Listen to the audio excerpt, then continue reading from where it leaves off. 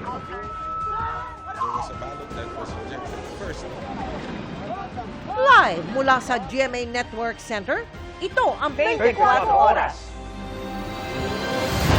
Magandang gabi po, Luzon, Visayas at Mindanao.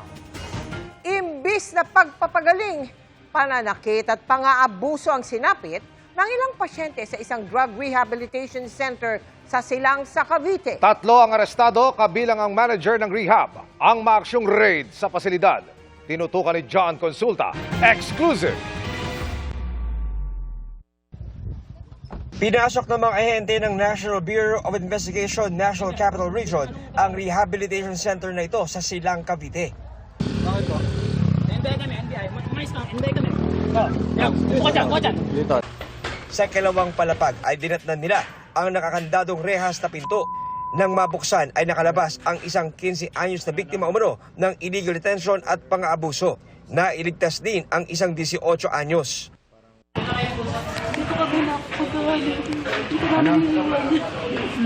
Emosyonal ang kanyang ina sa kanilang pagkikita. Galit na galit din ito sa mga namamahala ng rehab.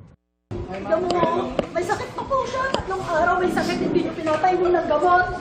Ano ba yung totoo? Sinabi niya. Sumbong ng complainant sa NBI. Nagparehab yung bata. After rehab, sa tingin nila mukhang magaling na, they want to go out of the rehabilitation. Hindi sila pinapalabas. Ayaw palabasin at according to the owner ng rehabilitation center, kailangan pa ng court order or any official release. After some time, binubugbog na yung bata. So, kailangan aksyonan na kasi nagsasuffer na yung bata at dumadaig na. Sa isang punto, positibong itinuro ng isang pasyente ang nananakit sa kanya. Sino dyan? Sino? Pero nadiskubre ng NBI na may mas matindi pang pinagdadaanan ang ilan sa mga sinakip nila kagabi sa rehab center. Nakakagulat, hindi lang pala illegal detention, kundi may mga sexual abuse na ginagawa. Kumbaga sa batas, aggravating yung circumstance kasi pinagtiwala sa iyo ng mga magulang na magiging maayos, babalik sa maayos na landas yung mga anak. Yung pala, doon pala naging biktima pa ng pang-aabuso at lalo pang inilagay sa sitwasyon na maaaring masadlak lalo sa masamang gawain at sa pagiging dependent sa pinagbabawal na gamot dahil sa naranasang trauma. 3 ang arestado, kabilang ang manager ng drug rehab center na tumanggi magbigay ng pahayag. Pero ang 2 hinuli, todo pakiusap sa complainant. Hindi naman po ako empleyado sa rehab. Isa rin po akong pasyente na nagvo-volunteer. Hindi naman po ako sumusweldo. Wala akong kontrata. Gusto ko lang tumulong. Pero ngayon, naiipit po ako sa ganitong sitwasyon. Sana mapatawad mo ko. Hindi ko naman sinasadyang gawin yun sa'yo. Serious illegal detention at saka sexual abuse, rape, yung may mga rape din na nangyayari. Kasi na-identify talaga nung biktima, yung mga gumawa ng pang-aabuso sa kanya. Sa loob mismo ng rehabilitation center, at yan, hindi lang isang beses. So, at kung ilang beses ginawa, so kung ilang beses ginawa yan, isang kaso yan. Hindi lang natin sila kakasuhan at ipapasara rin natin itong rehabilitation center na to. Hinihikayat ng NBI ang iba pa mga posibleng naging biktima ng naturang rehabilitation center na magtungo sa kanilang tanggapan para maghain ng karagdagang reklamo. John Consulta, Nakatutok, 24 Oras. Mula alegasyon ng term sharing hanggang planong umanong patalsikin ng Pangulo. Sunod-sunod na sinagot ng kampo ni Vice President Sara Duterte ang ilan sa mga alegasyon ni Ramil Madriaga sa House Justice Committee kahapon. Pero sa lahat ng ibinatong alegasyon sa kanya, ang pinakapinalaga ng bise ang alegasyon na kinailangan niya ng tulong para makapasa sa law school. Nakatutok si Ian Cruz. Nang humarap sa pagdinig ng House Justice Committee, kasama sa inilahad na nagpakilalang dating bagman umano ni Vice President Sara Duterte na si Ramil Madriaga, ang naikwento raw sa kanya noon ni Attorney Ryan Ray Kilala na dati raw Associate Dean ng San Sebastian College of Law at dati raw profesor ng BISE noong nag-aaral pa ito noon. He shared with me that Sara was not particularly good in school, was often struggling with her academics and habitually rude and violent to other students. Hence, Attorney Ryan used his influence in San Sebastian College of Law to ensure that Sara received passing grades despite her poor academic performance. Ang sinabing ito ni Madriaga, hindi pinalampas ni Vice President Duterte. Sa isang pahayag, sabi ng bise, sa lahat ng anyay kasinungalingang ibinato ni Madriaga, ang pagsabing kinailangan niya ng tulong para makapasa sa law school, ang kanya raw pinapalagan. Tinapos daw niya ang kanyang pag-aaral sa sarili niyang pagsisikap. Binigyan daw niyang prioridad ng anyay well-rounded life kesa academic excellence.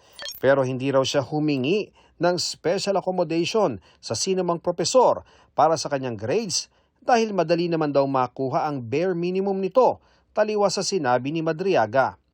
Hindi rin daw siya naging subject ng anumang reklamo ng kabastusan o karahasan laban sa ibang estudyante. Sinusubukan pa naming makuha ang panig ni Attorney Kilala. Welta naman ng bise, hindi mapapantayan ni Madriaga at mga kasabwat niya sa Kamara ang kanyang kapasidad na nakakakuha ng resulta sa kaunting pagsisikap dahil ni hindi raw sila makahabi ng kapani-paniwalang kasinungalingan lalo't higit ang pagsunod sa batas. Sabi pa niya, kung may aligasyon daw ng panunuhol noong unang impeachment proceedings laban sa kanya, ganito rin daw ang nangyayari ngayon. Sabi ni House Justice Committee Chair Jervil Luistro, inaasahan na nila ang mga ganitong reaksyon ng bise. Pero magpapatuloy daw ang kanilang proseso alinsunod sa mandatong ibinigay sa kanila ng konstitusyon. Sabi naman ni House Justice Committee Member Terry Ridon, mas mainam na sa House impeachment hearings daw banggitin ng bise ang mga pahayag nito imbes na sa press statement o presko ng kanyang mga abogado. Ang mga testimonya ni Madriaga, minaliit din ng abogado ng bise na si Attorney Paulo Panelo Jr. Hindi raw kapani-paniwala ang kanyang mga tinuran tulad ng pag-dispose umano ng 125 million na confidential funds sa loob lang ng 24 oras. Wala siyang personalidad para malaman yun. Wala siyang posisyon para malaman kung anong ginawa doon sa confidential funds. Buti sana kung taga VP SPG siya na pagkatiwalaan na i-manage itong confidential funds or itong mga DepEd security officer or OVP security officer, then pag may sinabi siya tungkol kung saan napunta yung pera, 'di ba? Baka kapani-paniwala, pero somebody like Ramil Madriaga na outsider, walang katibayan na nagtatrabaho siya kay VP Sara maliban sa mga picture at video nung kampanya pa, wala po tayong mapupulot dyan.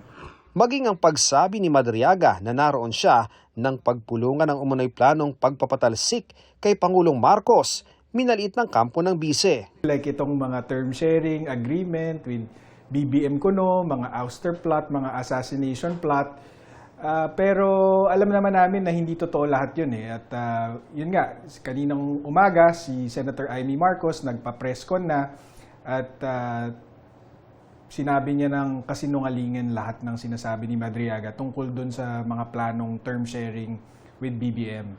Tingin ang kampo ng bise, may motibo si Madriaga sa pagharap sa House Justice Committee. Ang totoong motibo niya ay para makalabas ng kulungan. Kahapon sa pagdinig, tinanong na rin ukol dito si Madriaga, bagay na kanyang itinanggi. Wala bang pangakong palayain ka sa kulungan kapalit ng pagtestigo na ginagawa mo ngayon? Di po ako humihingi ng anumang kapalit sa paggawa ko ng salaysay ko. Ian Cruz, Nakatutok, 24 Oras. Itinanggi ng Malacanang at ni Senadora Amy Marcos ang umunoy Marcos-Duterte Term Sharing Agreement na isiniwalat ni Ramil Madriaga. Bumwelta rin ang palasyo sa sinabi ng bise na pumalya ang gobyernong tugunan ng pangangailangan ng publiko sa gitna ng oil crisis. Nakatutok si Ivan Mayrina. You swear to tell the truth? Nagulat daw si Pangulong Bongbong Marcos sa isiniwalat ni Ramil Madriaga sa House Justice Committee na may kasunduan sila ng mga Duterte na bababa siya sa pwesto sa taong 2025. Wala raw ganyang kasunduan. Ang Pangulo po, hindi po yan mangangampanya para lang po ibigay ang posisyon kahit kanino. Ang sabi ko po natin, Nangako po siya na siya'y magtatrabaho para sa bayan at tatapusin ng termino. Did you get a reaction from him on that particular point? Siya po ay nagulat. Dahil hindi po ganun ang Pangulo. May bersyon din ng kwento si Senador Amy Marcos para kontrahin ang testimonya ni Ramil Madriaga. Mayo taong 2021 pa lang nag-uusap na silang tatlo at talaga itinutulak daw nilang si VP Sara ang tumakbo bilang presidente. Giit niya, wala na pag-usapang term sharing sa pagitan ni Pangulong Bongbong Marcos at VP Sara noong panahon ng kampanya. He will file October 6 as instructed. Pero sana somebody will file as his VP. Kasi nakakatawa naman, walang katandem. Yun ang pinapaliwanag ko kay VP Sara Mayora noon. Still hoping you will run and he will slide down to VP ASAP. Ewan, ganon. Ngayon, ang sagot naman ni VP, tulad ng sinabi niya sa media, nako, ang usapan namin ni PRRD, VP na siya sa PDP. Ako, mayor na. November 12, ang liwanag naman ng statement ng aking kapatid, no to possible term sharing. Kaya tumigil ang mga nagchichismis ng kalokohan. Bakit magti-term sharing? Pinipilit nga namin na yung buong term, ang pagiging Pangulo, para kay Inday. Makikihati pa siya. Saan naman kalokohan ng galing yon? Wala raw alam si dating Pangulo Rodrigo Duterte sa usaping ito, lalo't may sariling kandidato ang PDP laban. Malabo rin anya ang kwento ng Madriaga na November 21 nabuo ang BBM Sara tandem. Bongbong, Pangulong Marcos, alam mo ang katotohanan. Andun ka. Magkasama tayo. Kung hindi mo ito ipinag-uutos, walang dahilan para hindi mo itama ang kasinungalingan na ito. Huwag mong konsintihin ang mga politikong ginagamit ang sinungaling na si Madriaga.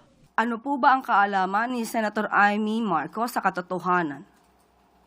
Hindi po ba dapat lumabas talaga ang katotohanan at madinig natin kung anong dapat sabihin ng sino mang witness?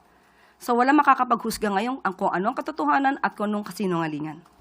Hindi naman nabago ayon sa palasyo ang sinabi ni Madriaga na may banta sa buhay ng Pangulo o ang pagsabotahe sa kanyang administrasyon bilang bahagi ng plano sakaling hindi matupad ang kasunduang term sharing.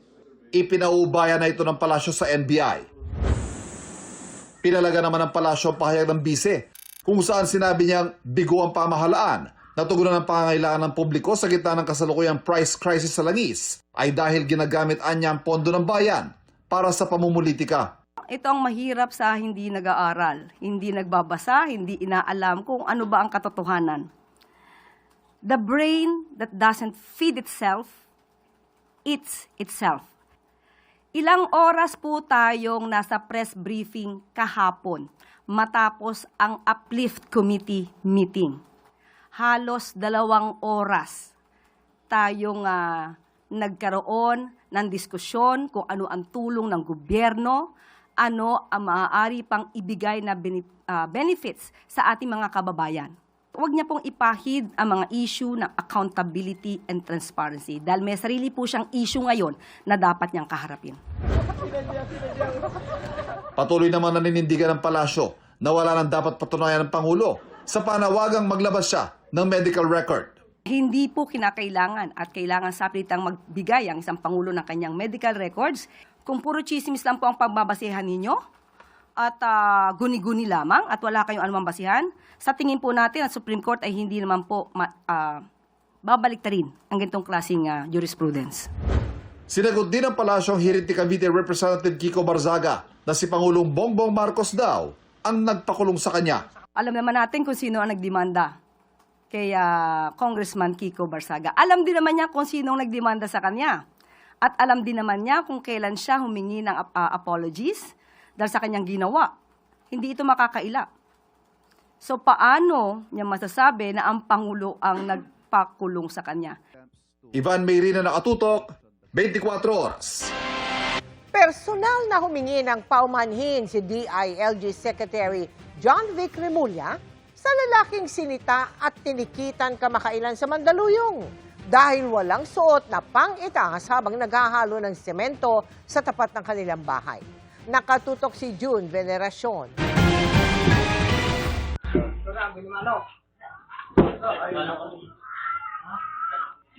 Sino ba naman ang hindi magugulat kung ang sisita sa'yo ay isang pulutong ng mga tauhan ng barangay na may mga kasama pang pulis na may mahabang armas.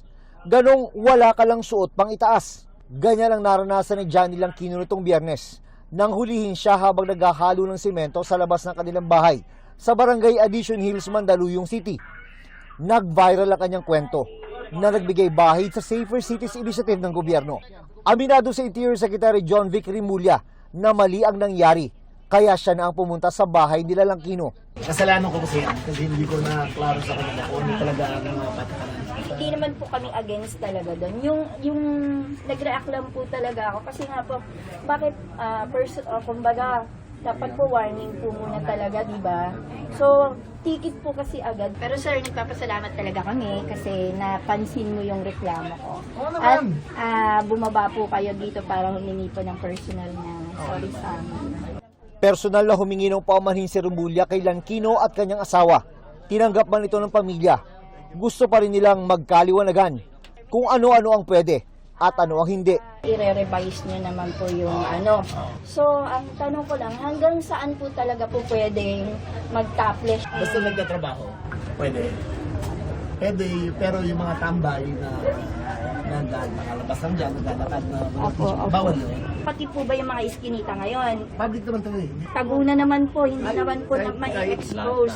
So, yun na po yung pinaka-ano ngayon lahat. Basta sa labas, kahit magsando naman, magsando lang. So, kailangan po paglabas po talaga ng bahay or paglabas lang po ng pintuan, kailangan nakasuot na po. Ano ba ang ginagawa mo rito? Ba't naghahalo ng semento? Dito, siya nag-tiles. Nag-tiles ka? Matatapos na. Kung may kasalanan sa'yo, magkano para matapos yung tiles mo dyan? Sige, ako na magbibigay sa inyo. Si Rimulya na rin ang sumagot sa 500 pesos na multa ni Langkino na unang inabonohan ng kanilang kapitan ng barangay. Kawawa naman dahil sabi ko bigyan na natin ng kung magkano yung amount. Dahil sabi ko nagtatrabaho lang naman yung tao. Magandang araw po. Ako po yung nalikit sa inyo nung... Ito pala. Humingi rin ng paumanhin ang barangay Tanod na nanikit kay Langkino. Sana po inyo akong mapatawad. Wala na pong problema yun, sir. Salamat po. Sa kabila ng kontrobersya, tuloy pa rin ang PNP sa pagpapatupad ng Safer Cities Initiative. Mula April 6, umabot na sa mahigit 72,000 ang mga nahuhuling violator ng iba't ibang city ordinance sa Metro Manila. Gaya ng paglabas ng bahay na walang suot na damit pang itaas at inuman sa kalye. Dapat maging compassionate at of course we exercise common sense in the implementation ordinances na. June Veneracion, Nakatutok, 24 Oras. Ininspeksyon ng mga maestrado ng Sandigan Bayan 3rd Division ng Flood Control Project sa Pandi, Bulacan na sentro ng malversation case laban kay dating Senador Bong Revilla. Inalam nila kung hindi pa kumpleto ang proyekto kahit 95% ng bayad ng gobyerno. Nakatutok si Bernadette Reyes. Hindi kompleto ang istrukturang dinatnan ng mga maestrado ng Sandigan Bayan 3rd Division sa lugar kung saan dapat may flood control project sa Barangay Bunsuran, Pandi, Bulacan. Ang proyekto ang sentro ng 92.8 million peso malversation case laban kay dating Senador Bong Revilla at mga dating opisyal ng DPWH Bulacan 1st District Engineering Office. Gustong malaman ni na Associate Justices Carl Miranda, Ronald Moreno at Lord Villanueva kung ano ang aktwal na nagawa ng Sims Construction Trading na contractor ng proyekto. It is the start of the project 25CC0299. And again, how do you know that? Are there documents, survey records that you look into to locate this particular project? Yes, Your Honor. It's based on the detailed engineering design. Dapat may haba itong 128.4 meters, kaya nilakad ng mga maestrado ang kahabaan nito. Sa paglalakad natin, sa halip na kagaya ng dinaanan natin na sementadong flood control structure, etong nakikita natin ngayon, talahib, masukal, walang semento, baku-baku yung daan. at ni hindi man lamang napatag tong eryang to. Can you tell the court, could you tell us if the status or the stage of this project, if any? Based on visual, there's no scene accomplishment, Your Honor. None at all? Why do you say that? Because there's no structures seen, Your Honor. Tinanong ng korte kung sang-ayon ba ang prosekusyon at depensa na wala ngang nakitang anumang istruktura sa lugar. We have not seen any structure. Are you willing to stipulate? Pero pagkontra ng isa sa mga abogado ng depensa, may mga sheet pile na nakabaon kaya hindi nakikita batay sa detailed engineering design. Nang puntahan at tabasin ng talahib, may nakitang 3 set ng sheet pile na kinakalawang. Ayon sa prosecution panel, base sa itsura, tila matagal na itong nailagay. Kaya ghost project anila ito na ni walang revetment o containment wall kahit 95% paid na ng gobyerno. Pinatitibay anila nito ang kaso laban sa petition for bail ni Revilla at sa mismong malversation at graft charges. Habang hindi nare-resolba ang kaso, patuloy naman ang pagbaha sa lugar na kung minsan ay abot bubong ayon sa mga residente. Hindi nga namin alam yan dyan eh. Nalaman na namin yun, inimbestigahan yan dyan. Noon po yung inumpisahan yan, tapos bigla na lang po nahinto. Nalulungkot kami kasi una-una kami ang napuperwisyo dahil sa ng mga baha. Bernadette Reyes, Nakatutok, 24 Oras. Mel, isang araw na walang kita, yan ang katumbas ng tigil pasada ng mga jeepney drivers na hindi bumiyahe ngayong araw para maiparating lang sa gobyerno ang kanilang kalagayan sa gitna ng krisis sa langis. Pero naman, alam ng mga commuter. Pinagtatapakan ng mga tsuper ang mga imahe ni na US President Donald Trump, Israeli Prime Minister Benjamin Netanyahu at Pangulong Bongbong Marcos malapit sa isang gasolinahan sa Malate, Maynila. Ang giyera kasi ni Trump sa Iran ang isa sa mga sinisisi nila sa pagmahal ng petrolyo na pahirap ngayon sa public transport sector. Sa Quezon Avenue sa Quezon City naman, nanawagan ang grupong Piston sa agarang pagtugon sa anilay lumalalang epekto ng krisis sa bansa. Bitin anila ang 20 pesos rollback sa presyo ng kada litro ng diesel na ginagamit ng mga jeepney. Kahit tanggalin mo yung 20 pesos, mananatili pa rin siya na 135 pesos per liter. At halos 90 sa presyo ng gasolina. Kaya tingin natin ay hindi nararamdaman ng mga driver, pabasura, itong old regulation law, pagtanggal ng sales tax, at pagtanggal sa VAT at kagiat na i-rollback sa 55 pesos. Hindi naman namasada ang mga miyembro ng grupong Manibela mula alas 7 ng umaga hanggang alas 5 ng hapon. Dagdag pasakit man ang mawala ng isang araw na kita ngayong mahal ang petrolyo, kailangan anilang iparamdam sa gobyerno ang kanilang mga hinaing. Di na po talaga namin kaya yung sobrang bulusok ng pagtaas po ng presyo ng petrolyo. So talagang kahit anong gawin po namin na maghapon pamamasada, makakawin na lang po kami sa aming pamilya ng 150 to 200 pesos. Itong taas pamasahe po sir para po sa amin, sa akin po ay hindi po acceptable yan kasi unang-una po masasagasaan din po yung ating mga gawa na hindi naman po tumataas po ang kanilang sweldo. Maibalik po sana ng presyo ng ating petrolyo, wag naman po masyadong 155, di naman po namin talaga kaya. Nauunawaan naman nila kung hindi nakiisa sa tigil pasada ang mga kasapi ng transportation cooperatives na nabuo bilang pagtugon sa requirements sa PUV Modernization Law.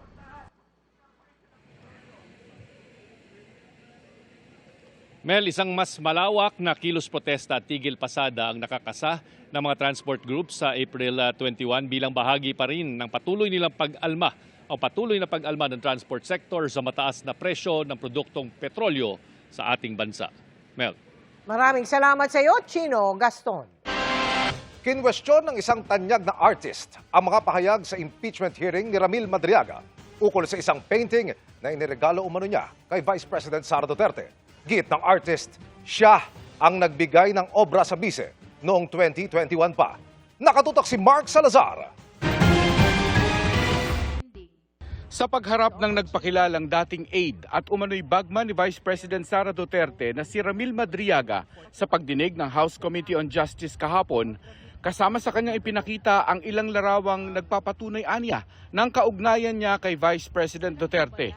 Kabilang narito ang screenshot ng video conference kay Duterte, kung saan kita sa likod ng bise ang isang painting na iniregalo umano niya sa bise. During our video conference, I also noticed the painting I personally gave her as a gift. Sa clarificatory questions ng mga mambabatas, sabi pa ni Madriaga, gawa raw ng estudyanteng kanyang pinag-aral ang naturang painting. Nagregalo po ako sa kanya ng isang painting niya na ginawa po ng isang scholar ko sa Laguna. May mga scholars po ako sa Laguna. May isa po talagang talented fine arts. Pinagawa ko po ng painting na yan. Tapos kinuha po ng Presidential Security Group sa bahay sa Laguna. Pero ang claim na ito ni Madriaga kine-question ng tanyag na artist mula sa Davao na si Tanya Gaisano Lee. Sa isang pahayag, sabi ni Lee, iniregalo niya ang painting na ito sa bise noong 2021, noong mayor pa siya ng Davao. Aniya, anumang pahayag na salungat dito'y walang katotohanan. Iginiit din ni Lee na siya ay taga Davao at hindi taga Laguna. Hindi rin aniya siya scholar. Ang naturang painting makikita sa post ng mga likha ni Lee noong 2021. Kung ikukumpara sa screenshot na ipinresenta sa pagdinig, kita ang pagkakapareho ng mga ito. Ang naturang painting shinare din ni Duterte sa isang Facebook post noong 2021 kung saan katabi niya ang naturang painting. Sinusubukan pa ng GMA News na makuha ang panig ng kampo ni Madriaga. Mark Salazar, Nakatutok, 24 Oras. Happy midweek, chikahan mga kapuso! Mula sa matinding drama sa Kapuso Afternoon Prime na Apoy sa Dugo, kakaibang challenge naman ang haharapin ni Derek Monasterio sa kanyang role sa pagbabalik entablado. Itichika yan ni Nelson Canlas. After Rock of Ages, nagbabalik si Kapuso star Derek Monasterio sa entablado to take on a much more challenging role bilang Ibarra sa Jomer Fleras Ibarra ngayon. Panibagong hamon daw para kay Derek na pagsasabayin niyang muli ang pag-arte at pagkanta on live stage. Ginawa ko pa lang now is yung mga bio pa lang niya. Sa books, sa YouTube, mga ganon. Pero yun, dapat kong panoorin yung Maria Clara at Ibarra. Matinding aralan lang talaga sa characterization. Sabay sa rehearsals ng play, ang mas bumibigat pang mga eksena sa pinagbibidahan niyang Afternoon Prime series na Apoy sa Dugo, kasama sina El Villanueva at Ashley Ortega. This week, aabangan kung paano masusubok ang relasyon ng karakter ni Derek sa kanyang ina. As anak, nandito na kami sa point na mahuhuli ko yung ginagawa niya. So ano ang mga reaction ko, anong mangyayari, anong magbabago sa family dynamics. Sa kabila naman ng busy schedule, pipilitin daw ni Derek at girlfriend na si Elle na makapagbakasyon ngayong tag-init. Pupunta na lang siguro ng beach, ganyan, 3 nights, 4 days trip. Okay na yun, ganun, sa malapit na lang, yung pinaka hindi magastos. Nelson Canlas, updated sa Showbiz Happenings. Kumbinsido ang ilang kongresista na may probable cause para iakyat sa impeachment court ang reklamo laban kay Vice President Sara Duterte. Yan ay matapos kumpirmahin ng Commission on Audit na inisyuhan nila ng Notice of Disallowance ang bahagi ng confidential funds ng Office of the Vice President. Nakatutok si Tina Panganiban Perez. Iisa pa lamang sa mga ipinunto sa impeachment complaint laban kay Vice President Sara Duterte ang natatalakay ng House Committee on Justice. Ito ang maling paggamit umano ng kanyang confidential funds sa Office of the Vice President at noong nakaupo pa itong Education Secretary. Pero ngayon pa lang, nakikita na ng ilang miyembro ng komite na meron ng probable cause para iakyat sa Senado ang reklamo para sa paglilitis. The determination of probable cause will depend on the exclusive judgment of the justice members, no? But there is a possibility that this will be considered by the justice members to say that there is probable cause already. Kung kahapon magbobotohan na kami, ako personally, boboto ako for probable cause. Ang nakakumbinsi sa kanila ang sinabi sa pagdinig kahapon ng Commission on Audit na pinalna ang Notice of Disallowance sa 73 million pesos na confidential funds ng Office of the Vice President na ginastos noong 2022. Pinababalik ng COA ang pera sa OVP dahil bigo raw itong sumunod sa Joint Circular Guidelines tungkol sa paggamit ng intelligence at confidential funds ng pamahalaan. Tinukoy rin ng mga miyembro ng komite ang testimonya ni Ramil Madriaga na naghatid siya ng pera mula sa confidential funds sa iba't ibang lugar. Kung saan sinasabi ho niya na meron po siyang ginawang pagtanggap at pag-deliver po ng mga duffel bags sa tatlong separate location, supposedly containing cash from confidential funds. No? Ito pong lahat ng mga ito, yung pong magiging mabibigat na batayan para po masabi po natin na meron pong probable cause to impeach the Vice President on the basis of confidential funds. Wala sa pagdinig kahapon si Duterte dahil pinili niyang wag dumalo. Pero sabi ni Committee Chair Jervy Luistro, kung hindi mapapasinungalingan ng bise ang mga sinabi ng mga testigo, Considering that it is only probable cause that is being required of the Justice Committee to be able to transmit this to the plenary and from plenary to the Senate, kung hindi ito mariribat, kung hindi ito makakounter, there is really a possibility that this testimony of Madriaga will suffice the requirement of probable cause. Sa susunod na hearing ng House Committee on Justice, inaasahang tatalakayin ang alegasyon ng pagkakaroon ng bise ng unexplained wealth. Ang susunod na hearing ng House Committee on Justice ay gagawin sa April 22. Tina Panganiban Perez, Nakatutok, 24 Oras. Kumbinsido ang ilang kongresista na may probable cause para iakyat sa impeachment court ang reklamo laban kay Vice President Sara Duterte. Yan ay matapos kumpirmahin ng Commission on Audit na inisyuhan nila ng Notice of Disallowance ang bahagi ng confidential funds ng Office of the Vice President. Nakatutok si Tina Panganiban Perez. Iisa pa lamang sa mga ipinunto sa impeachment complaint laban kay Vice President Sara Duterte ang natatalakay ng House Committee on Justice. Ito ang maling paggamit umano ng kanyang confidential funds sa Office of the Vice President at noong nakaupo pa itong Education Secretary. Pero ngayon pa lang, nakikita na ng ilang miyembro ng komite na meron ng probable cause para iakyat sa Senado ang reklamo para sa paglilitis. The determination of probable cause will depend on the exclusive judgment of the justice members, no? But there is a possibility that this will be considered by the justice members to say that there is probable cause already. Kung kahapon magbobotohan na kami, ako personally, boboto ako for probable cause.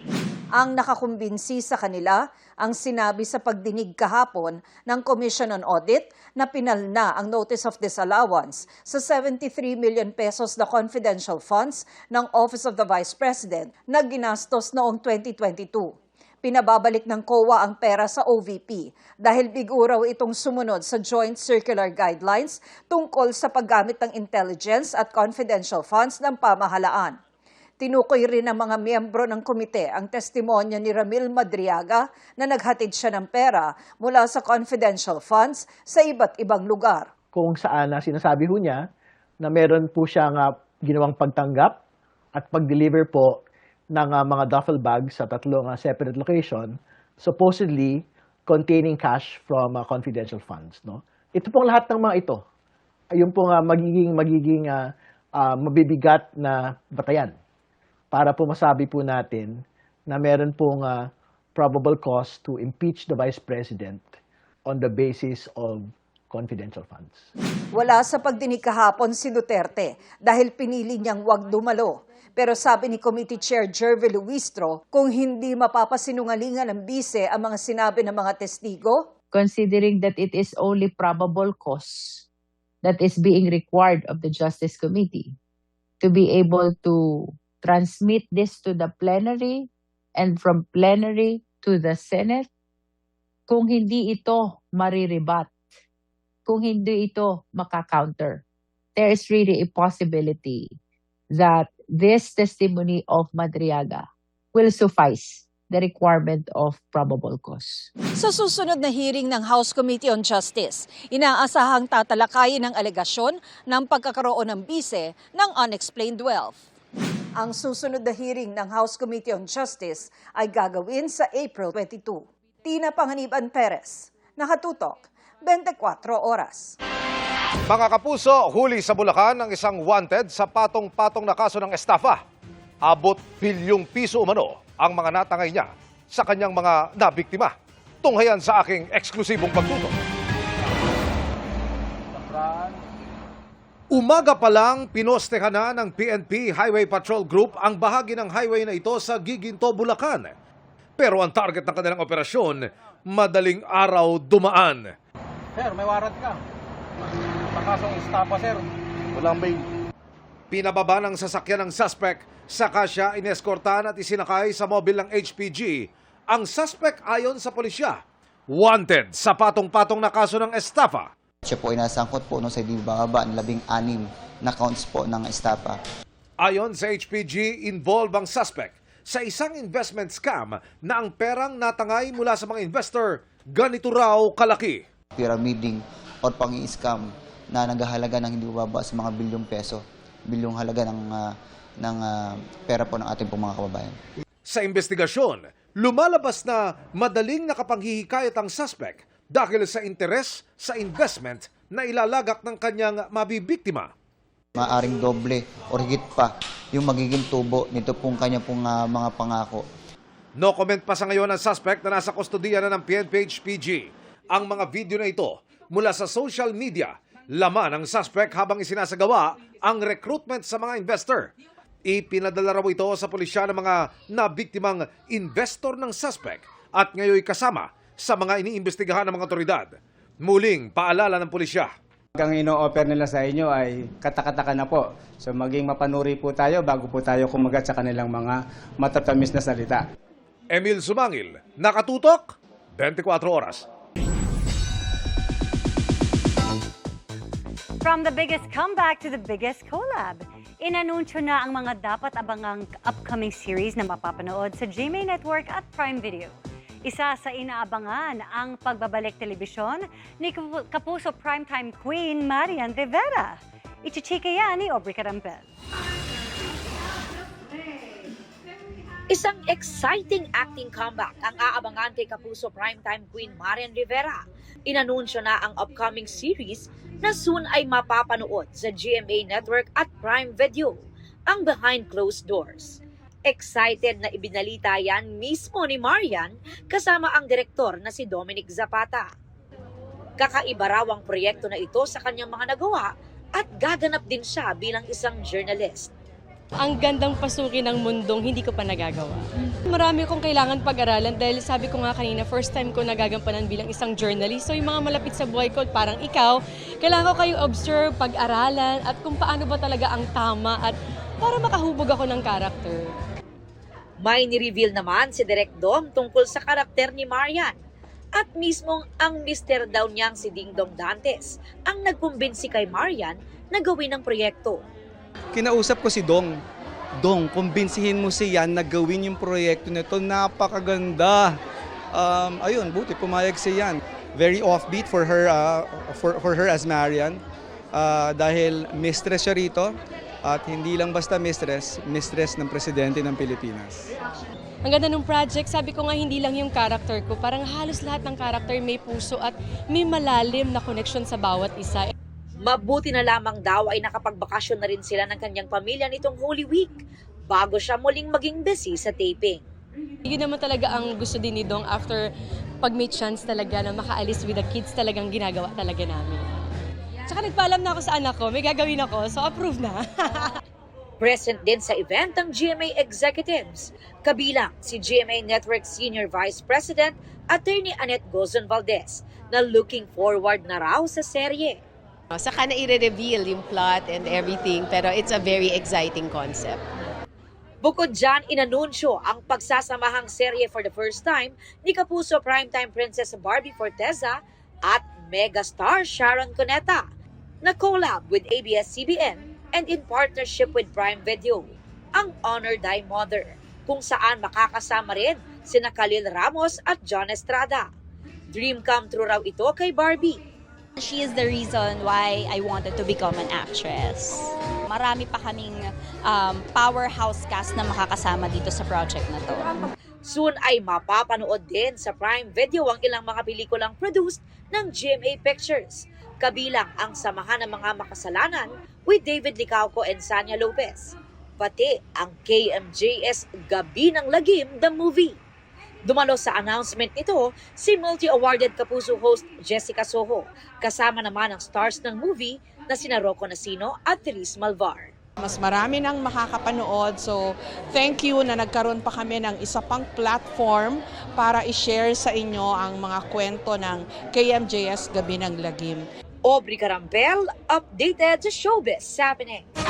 Nagsimula na ang pangongontrata ng gobyerno sa mga pampublikong sasakyan pero maaari pang humabol ayon sa LTFRB at hindi na required ang GPS. Tulong yan, kayong mahal ang langis. Ang tanong, magkaka-rollback ba sa susunod na linggo? Nakatutok si Maki Pulido.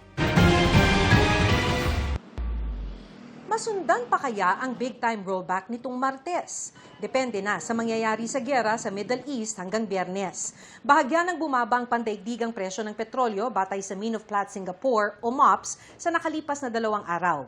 Yan ay kahit pabigo ang peace talk sa pagitan ng Amerika at Iran at kahit nagdeklara ng sariling naval blockade si Trump sa Strait of Hormuz. At kung magtuloy-tuloy ang pagmura ng langis sa MOPS, posibleng mag-rollback o kaya hindi gumalaw ang presyo. Medyo steady pa siya. Hopefully, they don't do anything very drastic or very violent. Kasi pag halimbawa, pag tinamaan yung isang barko doon, then the market also reacts, no? Umaakit din yung presyo sa international market. Pero hinihintay pa rin ng Department of Energy ang presyo ng bentahan sa world market hanggang Biyernes bago magbigay ng estimate para sa susunod na linggo. Kung ano ang kalalabasan na diferensya, halimbawa tumaas this week, compared to last week, ang averages nung 5 days na mga trading, yun ang magiging adjustment natin for the incoming week. Bilang tulong sa public transport sector na hirap na sa pagmahal ng diesel, ay sinimulan na ang 2 linggong service contracting sa mahigit 30,000 pampublikong sasakyan sa 40 ruta. Sa amin ng diesel, sa amin ng boundary, kaya malaking tulong yung service contracting program na yan. Dahil kung sakaling ma-shortman kami sa pan-diesel, meron kami may tatapal. Babayaran ng gobyerno ang bawat jeepney o UV Express ng 30 to 40 pesos sa bawat kilometrong biyahe nila, 82 to 100 pesos per kilometer naman sa bus. Pero ang jeepney driver na si Cleophas, hindi kasama sa service contracting. Sayang dahil mahigit 1,000 pesos sana ang kikitain niya sa gobyerno sa isang balikang biyahe mula Lagro hanggang SM North sa Quezon City. Wala po kasi nag-info sa amin na may programa na gano'n ng gobyerno. Pero kung mayroon, willing kaming sumama sa gano'ng mga programa ng gobyerno dahil siyempre extra income yan eh. Sabi ng LTFRB, bukas pa ang registration, mag-log on lang sa kanilang website para gawin ito. Hindi na rin required ang GPS devices na dagdag pa sa gastusin ng mga driver. Sa halip, gagamit na lang ng QR code system ang LTFRB. Sa mga gumagamit naman ng LPG, sa Biyernes malalaman kung magkano ang rollback ayon kay Arnel T ng LPG Marketeers Association. May tiyak ng 3 pisong bawas presyo kada kilo ng LPG o 33 peso rollback kada 11 kilogram na tangke dahil sa pagtanggal ng Pangulo sa excise tax sa LPG. Pero ang pinal na presyohan ay depende sa presyo sa world market. Na-expect namin is downward. Pero ang exact price, hindi pa po namin nako-compute because kailangan po namin hintayin yung 3 araw from the time na nagkaroon po ng reduction ng diesel and gasoline. Tinatayang mahigit 1,000 piso pa rin ang isang tangke kaya mahal para sa isang may-ari ng karinderya, lalo't 800 pesos lang ito bago magkagyera sa Middle East. Napilitan na siyang magtaas ng binibentang pagkain dahil maliban sa LPG, nagmahalan na lahat ng produkto.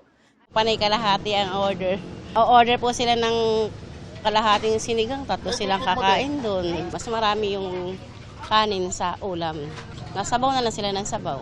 Maki Pulido, Nakatutok, 24 oras. Nagliliyab pa ang ilalim ng Navotas landfill batay sa kuha ng thermal drone camera. Pero sa polusyong dulot ng usok nito sa Ubando, Bulacan, naghahanda ng kaso ang munisipyo laban sa mga responsable sa sunog. Nakatutok si Rafi Tima. Rafi? Mel, 4 na araw mula nang sumiklab ay kita pa rin yung apoy mula dito sa nasusunog na Old Navotas landfill. Humigit kumulang kalahating kilometro ang layo mula dito sa aking kinaroroonan. Kanina ay nagpulong na yung mga lokal na pamahalaan na apektado nitong sunog kasama ang DNR at ang Bureau of Fire Protection para bigyang solusyon o bigyang linaw ang magiging solusyon sa problemang ito.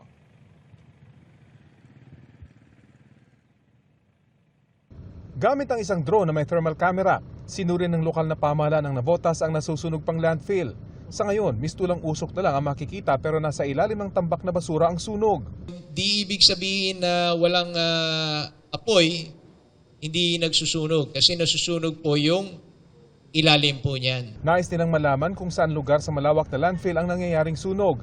Kita sa thermal image na sa ilalim ng makapal na usok, malawak at hiwa-hiwalay ang mga nasusunog na basura. Gamit ang thermal image, nakita nila ang mga lugar na hindi pa inabot ng sunog. Nagawa tayo ng mga kanal para hindi na madamay po yun. Aminado ang lokal na pamahalaan ng Navotas na mahirap at komplikado ang kakailanganing operasyon. Para tuluyan itong mapula, tatapakan daw nila ito ng lupa para mawala ang supply nito ng oxygen. Kita sa drone video ang makapal na usok na nagbumula sa landfill patungo sa direksyon ng Ubando, Bulacan at bahagi ng Malabon. Ang lokal na pamahalaan ng Ubando na siyang lubhang apektado ng usok, naghahanda para sa pagsasampa ng kaso sa sinumang responsable sa insidente. Hinihingi na nila ang lahat ng datos tungkol sa dating operator ng sarado ng landfill. Lalo na sa aming mga naghahanap buhay ay hindi po talaga nakapagtrabaho. Kaya dapat po talagang managot ang may kung sino man po yung dapat na nagkasala. Sa time-lapse video, kuha malapit sa landfill, kita ang pabago-bagong direksyon ng usok mula sa sunog. Sa air quality monitoring ng DNR, hindi na pasado ang nilalanghap na hangin ng mga tinatama ng usok mula sa landfill. Ang guideline values natin, ang maximum dapat po 35 micrograms per normal cubic meter. Umaabot po ng mga 41, 42, nag-average po doon. So lampas po sa... Malapit dito nakatira si Sol. Bagamat natitiis pa naman daw nila ang usok, halos wala nang kumakain sa kanilang maliit na karinderya. Mahirap po dahil lalo na po sa kabuhayan. Wala pong kita. Ilang araw na po ito? Simula po ng 10. Ganito rin ang problema ng mga taga-barangay sa Lambao sa Ubando na lumikas na muna at nakatira ngayon sa evacuation center. Bagsak daw ang benta nila ngayon ng isda. Mahirap po doon, kahit bumawat po ako dito, doon ang usok eh. Taga na lang po yung usok. Apektado po yung hindi makakagana po yung ayos doon, yung usok eh. Pag magtitinda naman dyan, ganun din, matumal naman magtitinda dyan.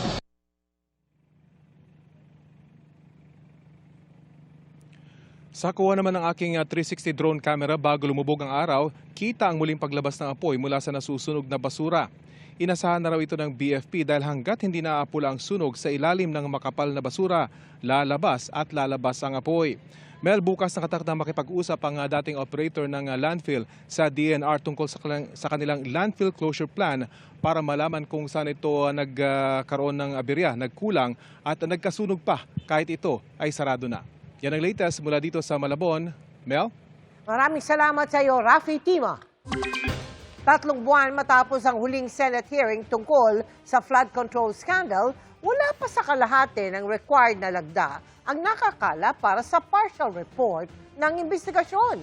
Puna ni Senador Amy Marcos, may mga pilit umanong tinatabunan. Ang tugon ni Senador Panfilo Lacson sa pagtutok ni Mav Gonzalez. Noong January 19 pa, isinagawa ng Senate Blue Ribbon Committee ang huling pagdinig nito tungkol sa anomalya umano sa mga flood control project. Pero makalipas ang halos 3 buwan, 4 pa lang sa mga miyembro ng komite ang pumipirma sa partial report na naglalaman ng mga findings at rekomendasyon nito. Sabi ng miyembro rin ng komite na si Senador Amy Marcos, hindi siya pipirma sa partial committee report dahil nakukulangan siya sa laman nito.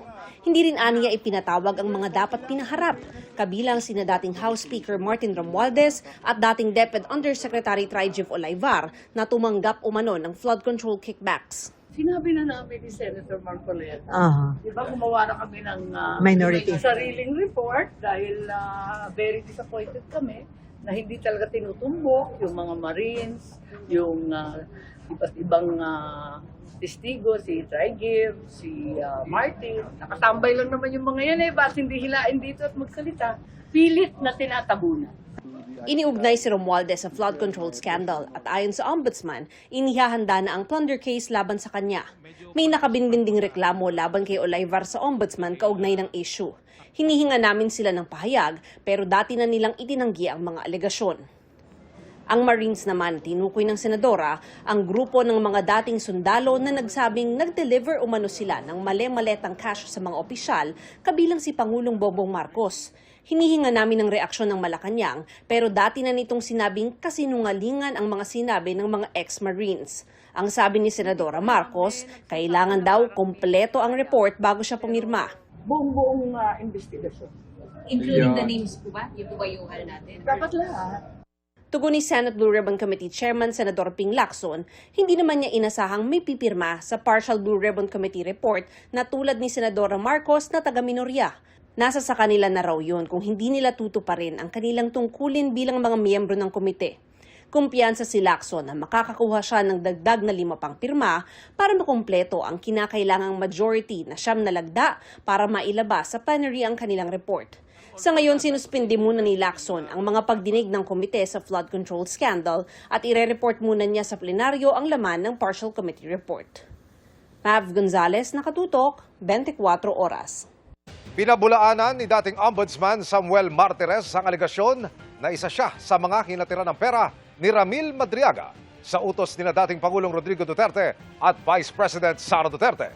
Sabi ni Martires, kung ang tingin daw ng publiko'y malapit siya sa dating Pangulo, bakit daw uutusan nito ang isang hindi kilalang tao gayong pwede naman siyang ipatawag at direktang ibigay sa kanya ang pera?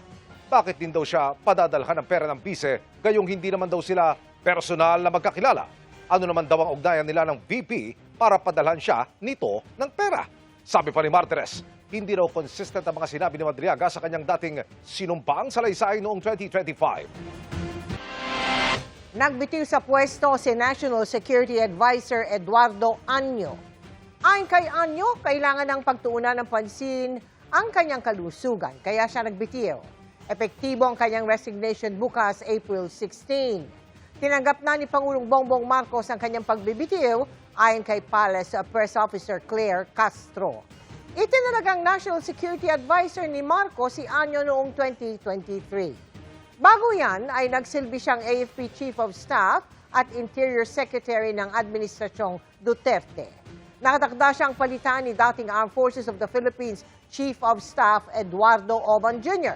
Si Oban ay nagsilbi ring Deputy Chief of Staff for Plans at Head ng Visiting Forces Agreement Commission. Posibleng magpatuloy ang negosasyon ng Amerika at Iran para matuldugan ang gera sa Middle East ayon kay US President Donald Trump. Sabi ni Trump, abangan daw ang mangyayari sa susunod na 2 araw.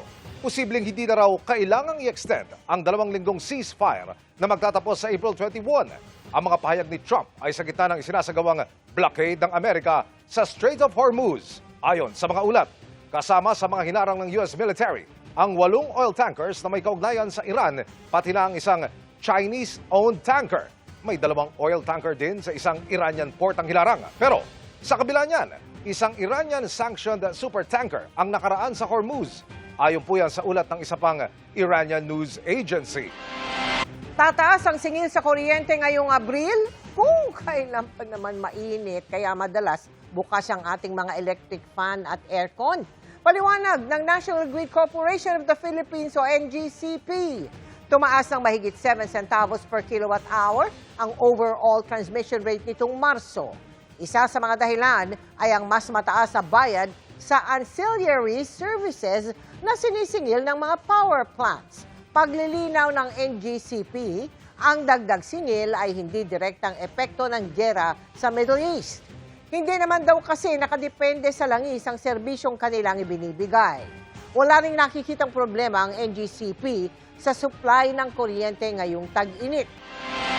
Mga kapuso, posibleng magka-El Nino sa huling bahagi ng 2026 na maaari pang ang umabot sa Super El Nino.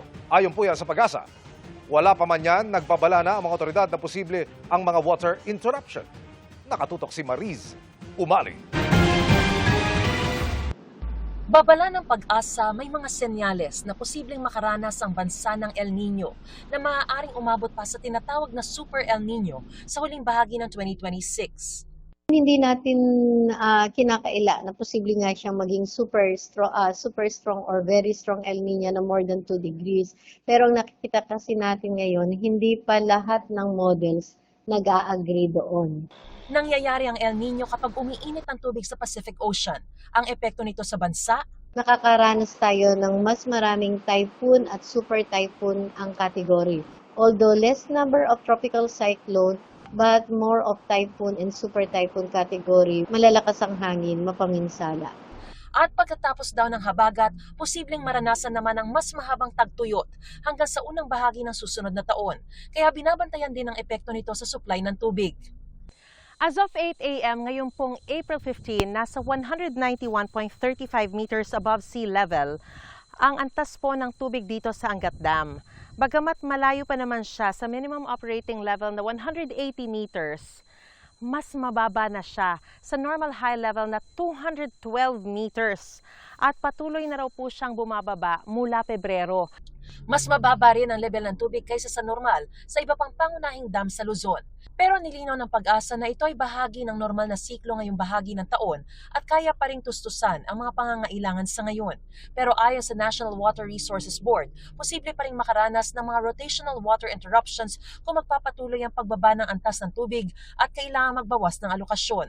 Ay yung posibilidad po na magkaroon ng mga rotational interruptions. But ito naman po ay gusto nating iwasan.